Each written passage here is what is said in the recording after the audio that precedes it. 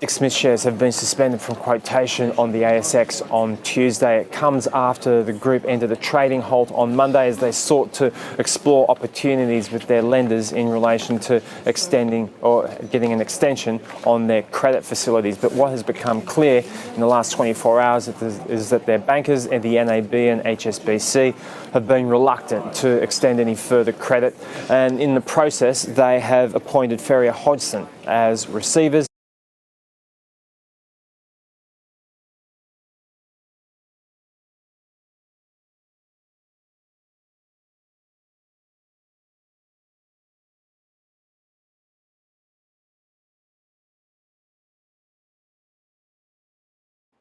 The question now is, how did this happen? They had a very high level of debt ratio with about 67% and very poor liquidity and a capital ratio of only 1.23. At some point, they had to appoint an administrator to save them through this period.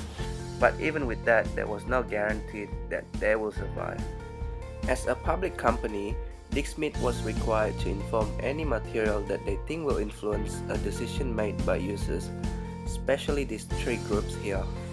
Let's go back to last year and see where Dick Smith went wrong. In the annual report of 2015, Dick Smith announced that the profit will be in the range of 45 to 48 million. 3 months later, the director goes to the shareholders and says, "Hey guys, I'm really sorry, but it looks like we're just going to make 37 to 43 million profit, and I hope that's okay. At least we are still making profit, right?" And again 2 months later, on the 30th of November, a special material announcement was published on the Australian Stock Exchange website.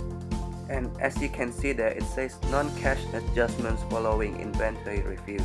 There was a whole bunch of info in there, which pretty much meant that they had too much inventory in hands and they couldn't sell them. In order to sell them, they needed to lower the price below the cost, which could total to up to $60 billion. The last profit guidance of $43 million will now decrease by $60 million. Let's move on to the $60 million cash impairment. It simply means that the stock can only be sold for $60 million less than its cost. And as we all have learned, the stock should therefore be valued at the lower of cost or its net realizable value.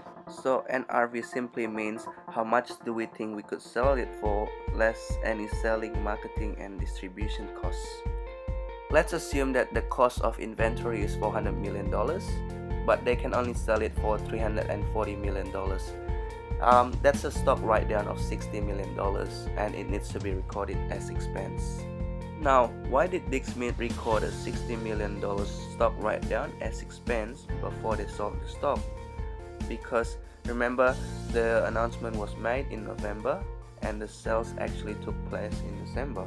It all comes down to the accounting principle of conservatism. It says that caution must be used when preparing financial report so that assets and revenue are not overstated and liabilities and expense are not understated.